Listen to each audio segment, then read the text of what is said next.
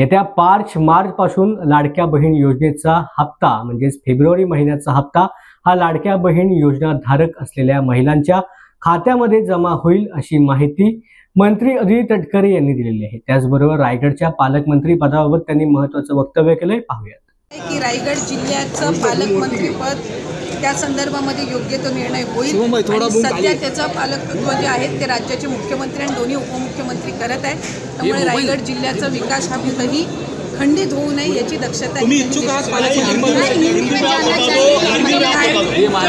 लाडकी बहन योजना का जो इस फरवरी मंथ का जो लाभ है वो 8 मार्च महिला दिन, जागतिक महिला दिन जो हम मनाते हैं, और उसके पूर्व संध्या को ये 5 मार्च से तकरीबन हमारी जो प्रोसीजर होगी और जो हमारी लाडकी बहनाएं हैं उनके जो बैंक अकाउंट्स है उसमें ये लाभ 5 मार्च से तकरीबन जाना शुरू हो जाएगा।